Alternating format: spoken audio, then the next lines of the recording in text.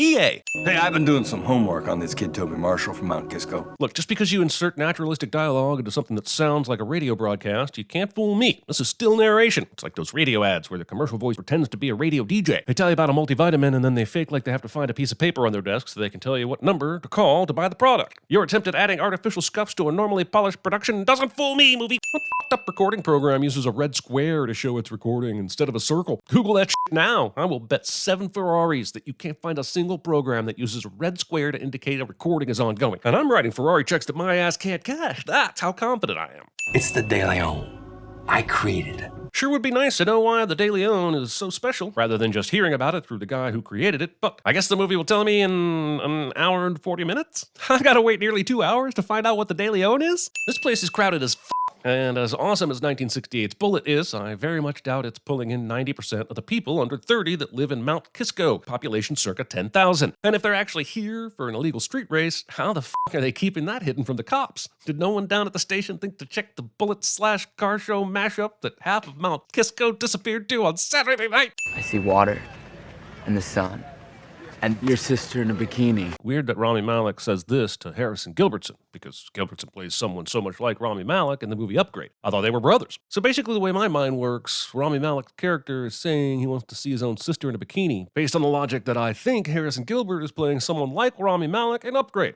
It's irrefutable. I see Toby looking at a lighthouse. I see you. You're gonna win, De Leon. There's foreshadowing, and then there's just straight up reading the final pages of the script. Dakota Johnson is not my... Wait, I had something for this. Oh yeah, Dakota Johnson is totally wasted in this movie, and I have no idea why this couldn't have been literally anyone else. How's the city? It's different than I expected, but it's not here. Skip! You got the roads locked down?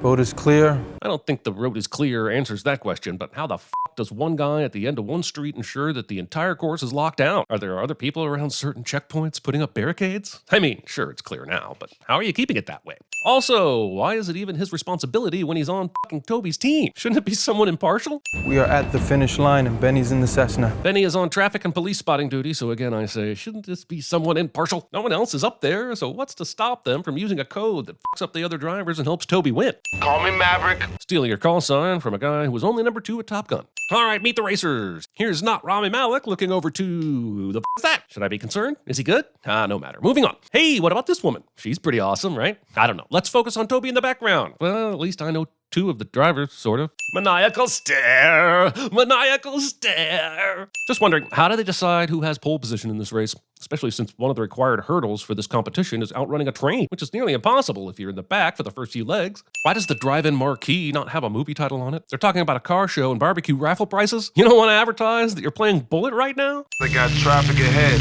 Repeat, I got traffic ahead. Well, you shouldn't, because I was told the roads were all locked down earlier. It's close. You got lucky. It's not luck. He's patient. But it's also luck, right? I don't care how observant Kid Cudi, singer of the 2008 hit Day and Night, is. The best he can do is give general updates about traffic and cop locations. He can't predict sudden lane changes, unmarked police cars, or random homeless people minding their own damn business. Gotta tell you, this race has been about as exciting as a trip to Home Depot so far. I assume they had an end destination agreed, and it was just the fastest one to get there wins. But the fact that they drive past this monument twice suggests there's an agreed upon route at play here. And how the f*** does that work? How do they make sure that everyone sticks to said route, especially when the only eye in the sky works with one of the damn racers? Also, this Confederate statue here and this road sign here tells me that unless downtown Mount Kisco, New York has decided to model itself after downtown Macon, Georgia, these guys aren't racing where the film says they're racing. Also, Confederates. Looks like little Pete is happy for his buddy Toby, but I also wonder why they allow these guys to compete in the same race when there's so much collusion that could happen. You finished building my Mustang like you rebuilt that Gran Torino. I'll give you a quarter what we get for the car. Discount Carl Urban here will prove to be a pretty ruthless asshole in the end, so why would he give this kind of work to the ex-boyfriend of his fiancée? I'd be more likely to believe he'd use the second best garage money can buy rather than give Toby $500,000. But then I guess we don't have a story, and I'd go back to the Fast and Furious movies for my... What is it I get out of these movies again?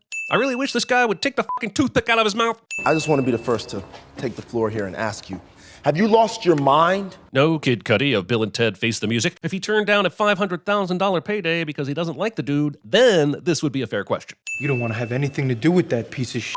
These guys seem convinced, but can someone please clue us into why Dino is a piece of shit? I'm sure he'll prove it to us eventually, but right now, he's just some rich guy that won the Indy 500. It kind of looks like Tony Stark's dad. We're doing fine without him.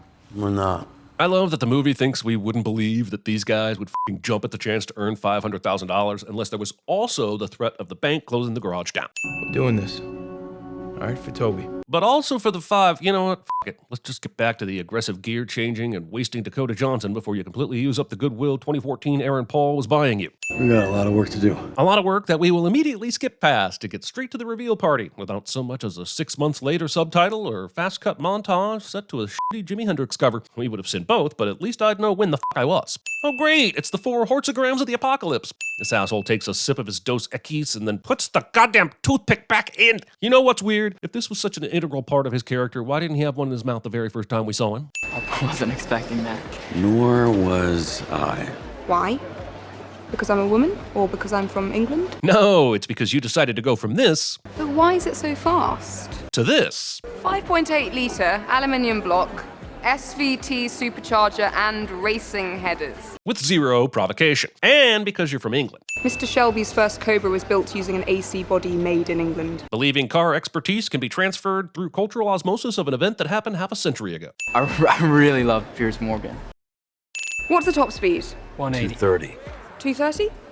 He's talking about a theoretical top speed. I'm no car expert, but clearly neither is Dino if he thinks this car is 30% slower than it actually is. And why wouldn't this sketchy motherfucker be happily pushing the theoretical top speed if he's so desperate to sell it? Don't even think about driving that car. And yet, Dino never asks Toby for the keys to the car for some reason, and driving it is exactly what happens. What are you guys doing? Huh?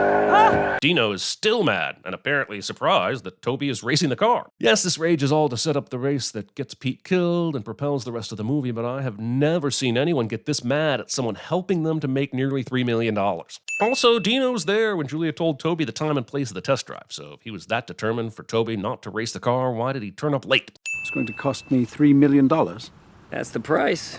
2.7. And that's it. There was a demonstration for one potential buyer who doesn't have to worry about any other bids and they can just own the car now? Why not do a demo for a bunch of people and start a bidding war? The car can go 234 miles per hour. You win, I'll give you my 75% of the Mustang deal.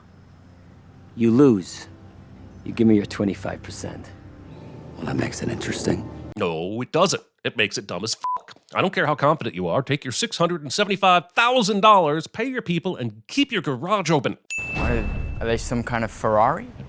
Koenigsegg Agera R. We know that this movie takes place after Carroll Shelby died in 2012, which means that the Koenigsegg Agera R had been around for at least a year, but somehow petrol head Pete had never heard of it? This might be the biggest fucking piece of bullshit in this movie, and that's including Pete's psychic abilities. This is how I saw you winning De Leon. Man, I haven't seen a character so obviously gonna die since that one dude in the Meg who was out taking a swim after they caught the shark they thought was the Meg. So why are we suddenly not worried about having anyone in the sky looking out for traffic and police? Especially since these cars are way faster and far more expensive than anything they were racing back in Mount Kisco. This brings me nicely to how fucking stupid it is that Dino is allowing them to race these extremely rare cars. Sure, he's rich, but can he really afford to risk losing somewhere in the region of $10 million worth of vehicles? Well, people are gonna die, but at least these guys are getting their dicks measured properly. These cars zip past the Trans Am like it's nothing, and it's supposed to be impressive and hilarious, but then the guy looks down at his speedometer and he's going 55. You know how lame that is? Sammy Hagar wrote a song about how slow that speed is. Thanks, everybody!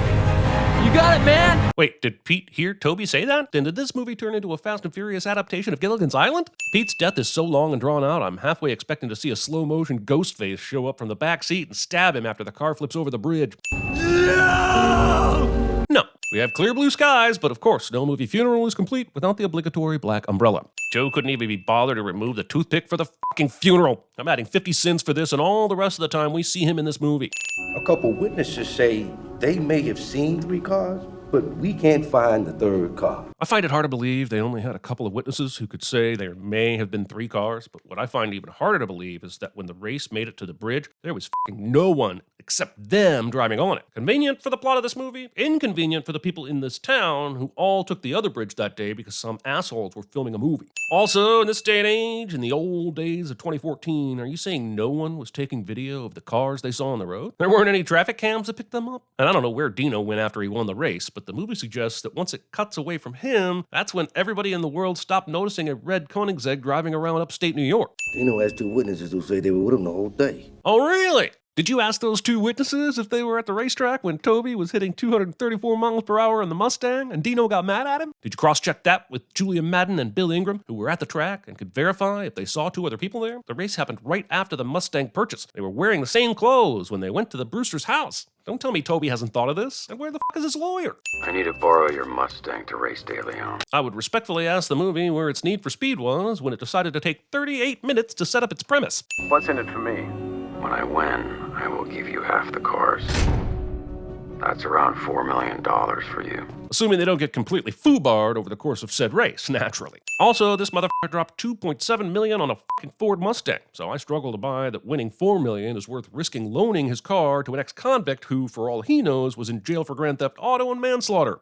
Come on, come to me. Why are Benny, Peck, and Finn still talking to Toby? Okay, even without proof, I can buy that they believe Toby was set up by Dino, but that has nothing to do with the fact that Toby agreed to the dumbass bet in the first place. Instead of coming home with their money, he bet it all on a race that got Pete killed and cost them the garage. They should be mad as hell at him. Fortunately for everyone involved, this place hasn't been sold off by the bank in the 2 years that Toby was in prison. What the hell is she doing? She just took clothing from the trunk that was presumably freely floating around in there and then loaded them up into a suitcase. Why the hell weren't they in the suitcase already? You have 45 hours or less to get from New York to somewhere in California. If Julia was the person responsible for convincing Bill to lend Toby the Mustang, then why did she convince him it was a good idea when they have no clue where the De Leon race is and they have so little time to find it? In fact, if it was such a good idea, why didn't they just fly the car to California in the first place? Sure, Toby needs to drive it cross-country as sort of an advertisement to Monarch so he can get in the race, but she didn't know that. Maybe we can just ditch her at a gas station or something. Other than the age-old women, am I right argument, does Toby have another reason for not wanting her on the trip? Wouldn't it be a good idea to keep Bill Ingram happy, considering he could quite easily take the car back and throw his ass back in jail? It's 3,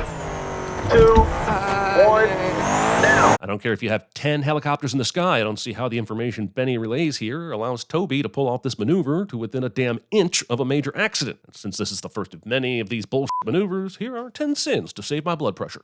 Also, Toby is on parole. Even if I understood his desire to get rid of Julia, and I don't, why would he risk getting in trouble with the cops just because he doesn't want her tagging along? Like, earlier in the movie, you could forgive him for not caring about law enforcement because nothing was really riding on whether he got caught or not. But now, he's courting trouble because of something extremely trivial.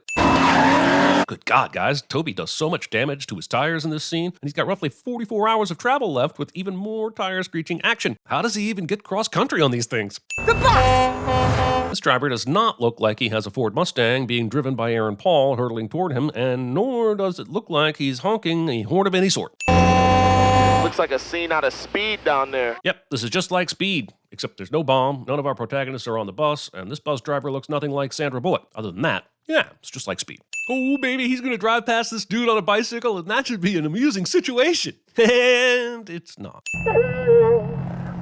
Okay, Benny said it's all clear, and I doubt the Kid Cudi cover of Fly Like an Eagle will be breaking any Billboard records, but is muting him the best idea? It's pretty crucial that they don't lose time by hitting traffic, an accident, or maybe even the cops. The sound of a guy called the Monarch, who hosts a secret race, is hard to believe. This dinner scene goes on for some time, and I feel like the mission was essentially exposit more about Monarch, give Dino a flimsy motivation to race in the De Leon, and continue to waste Dakota Johnson as much as humanly possible. And no one knows who he is. They're talking about Monarch, played by Michael Keaton, but why would it be so hard to find out who this guy is? He does a podcast stream where you can see his face. You don't think someone could figure out who he is if they were really dedicated? I'm here. All right, don't mind the cop. That's not the problem. Watch how the car leans as he pulls away. That's our problem. They took a substantial detour to Detroit just so that they could show Finn this issue in person? Why is this going to convince him to join in any more than a video of the same problem? Get your ass down here, bitch. Rami Malek is awesome in this scene, but I have no idea how anything that Peck said on the phone should have motivated him to quit his job. A few minutes ago, he said, Dude, stop calling me, okay? We've already had this conversation. So, what if they're here in person? The plan hasn't changed, so why is he suddenly so eager to jump on board willy-nilly? Finn strips in the middle of his workplace. While I'd normally be interested in seeing where this goes, what the is this all about? Is this necessary? Is this something about his character that seems consistent with what we've seen so far? Jackie. Oh, Jackie. Movie seems to believe this is a yeah, get it my man moment instead of the sexual harassment it actually is. Borrow my buddy's little bird. Your buddy let you borrow his news helicopter when he knows that you're going to do some crazy shit with it and probably get fired over it. In a minute, we're even going to find out that he lent it to you during the morning news hour because of this hilarious scene where Benny creeps on some women running down the street. Spread your wings, beauty! The goal is to get the car to the race in a drivable state, right? Or did I miss the part of the plan where they would also have a month to repair and test this one-of-a-kind vehicle? What just happened? You're amazing. Also, now Toby's psychotic driving is totally okay now because of your sudden lady boner. So all this was to grab Monarch's eye, but attracting this much police attention and abusing a f***ing news helicopter to capture the footage must have been the riskiest f***ing way they could have done it. Toby said that the Mustang itself would be reason enough for Monarch to let them in the race, so why not send them any old video of it? It's not like they even need to prove that Toby is a good driver. We started the f***ing movie with Monarch saying that he's the best driver in the world. Bingo and hot fuel. So we're refueling without stopping. So why didn't you just say that? Julia would be the speediest at CinemaSins. What are you doing? Helping? How is hot fueling ever a viable option? What if they did manage to get rid of Julia? And what if Finn decided to keep his office job? This would have been Toby and Peck riding up alongside each other thinking, well, awful nice of the mobile home to drive on the left side of the road and practically on the shoulder so that these guys can continue fueling their car. Also, driving your slow-ass vehicle on the left side of the road in the United States. People who do this are f***ing assholes and should have their license revoked. This is a worse offense than when Toby killed Pete in that race earlier. I'm looking at footage of a car that supposedly disappeared. That's the same car that Ford and Shelby were building when Carol died. What disappearance is he talking about? It's not like this Mustang wasn't in the news before now. It was at an auction 2 years ago and it was bought for $2.7 million. Granted, it was stupidly sold off-site to one bidder, so maybe the purchase never made the news, and the disappearance Monarch is referring to is after it was shown to the public for the first time. But the way he frames it, it sounds like he's saying that he never knew the Shelby Mustang got finished and it's been sitting in a warehouse all this time. And if that's the case, how the f*** can he be so sure of that from this way zoomed out video of a flying silver Mustang? No one will be seated during the Toby outruns a truck turning on to the same exit that he is seen. Why jump parole in New York knowing that you are going to be rearrested and do serious time unless you are innocent? That is some of the flimsiest logic I've heard from a movie. How is this going to prove Toby's innocence unless he accidentally comes across the red Koenigsegg that Dino has absolutely destroyed by now? I mean, there's no way he hasn't destroyed that car by now, right? Right? Also, he's not innocent. He was still involved in a dangerous street race that resulted in someone's death. Dino lying about being there doesn't change jack shit about Toby's involvement. I believe you, you crazy little tart. Now, the problem with using another country's slang is that Monarch probably doesn't realize he just called Julia a prostitute. Either that, or he knew exactly what he was saying, and that's an even bigger sin. That's it, cretins. De Leon's fool. Wait, there's a limit to how many people can compete? Why weren't Toby and the gang more worried about this? Especially since the competitors are supposed to meet in just over a day. So wouldn't you assume the spots had already been filled by now? Hey, Toby, secret race car meeting at 8 p.m. in San Francisco. No particular place. Anyway, see you there.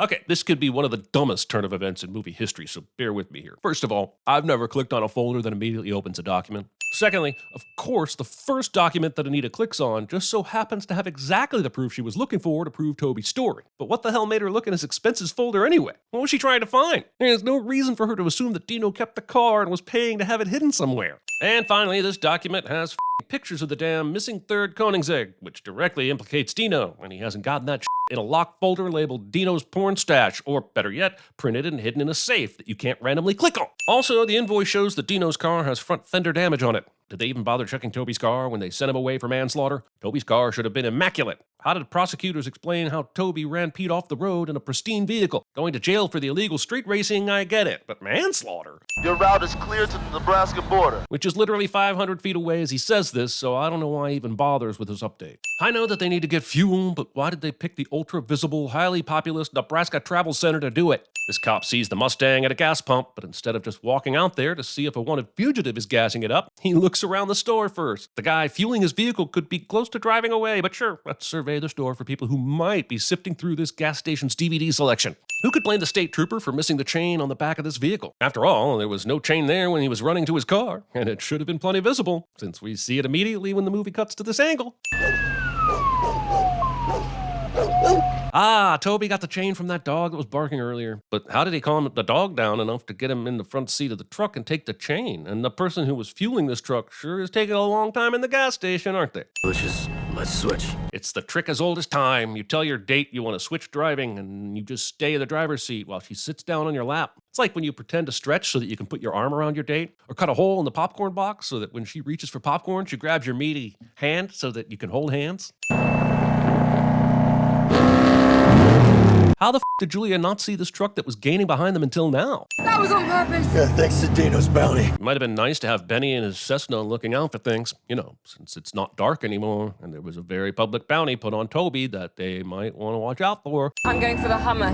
He's a pavement prowler. I don't know how Julia is so sure about this move, but in the end, I don't really understand why the bounty hunters didn't just barricade the road or throw a few tire-busting chains down. Why bother with anything else? You have them trapped. It's a show car with a big lift kit.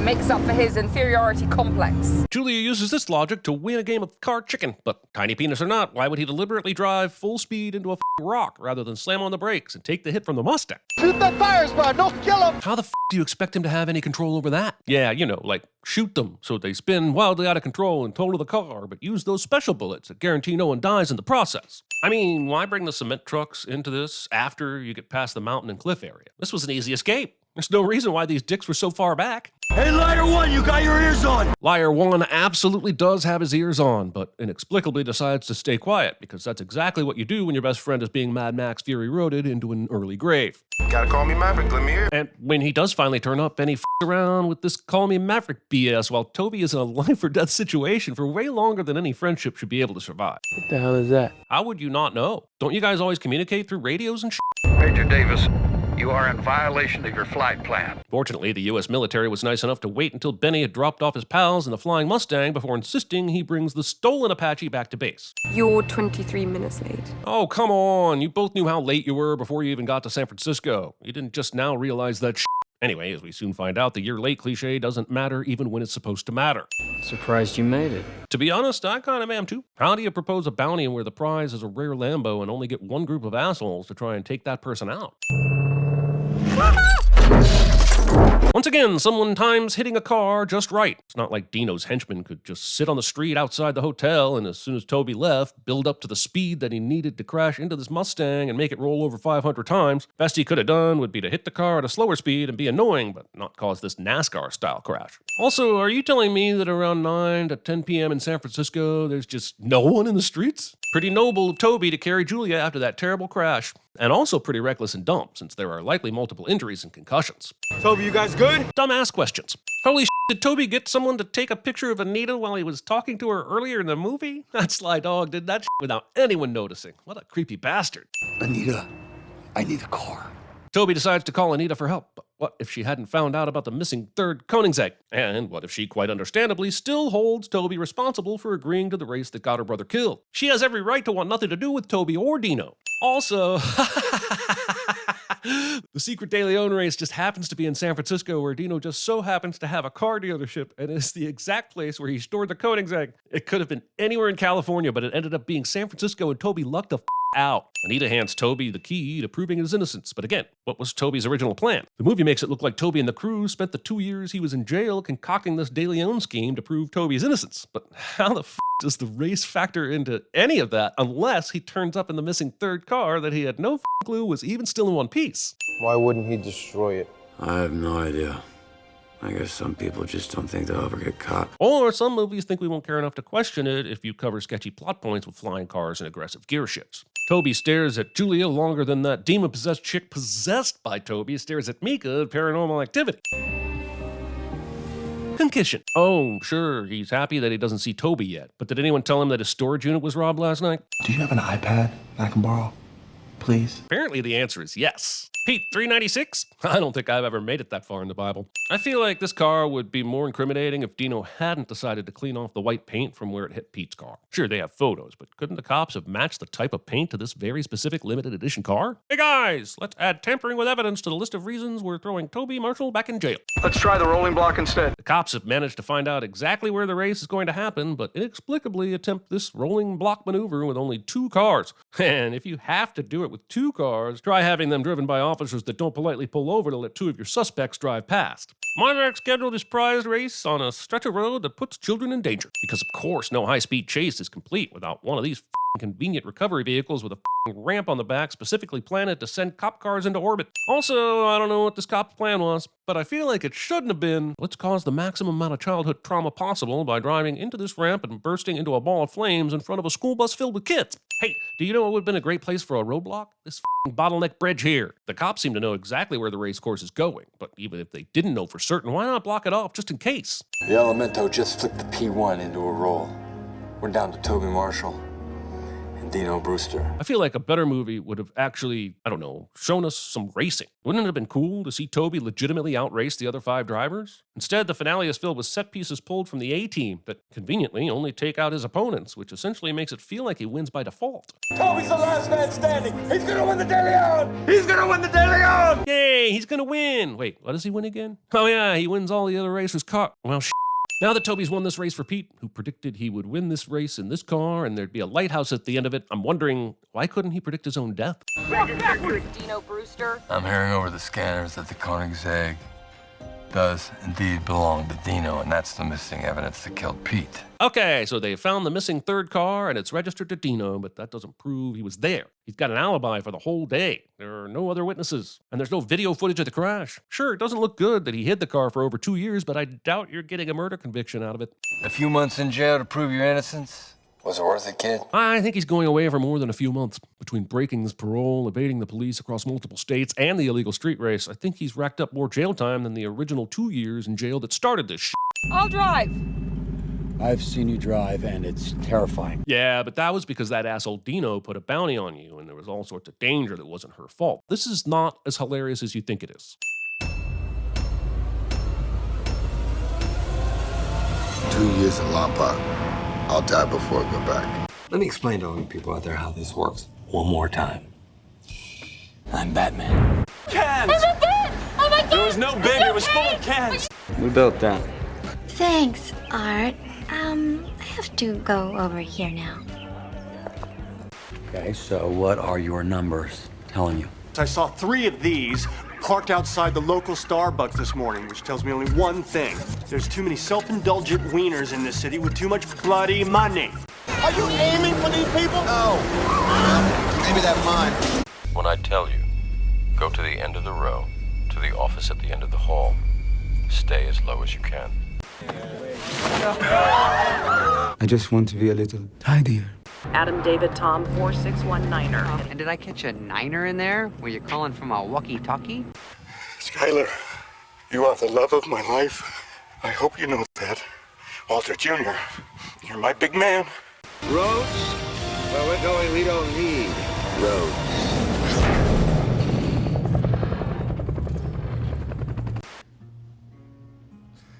You want to cook crystal meth? It's Bon Voyage Dino. I mean like permanent. I mean like a bullet in my head, you dig? This is for Pete.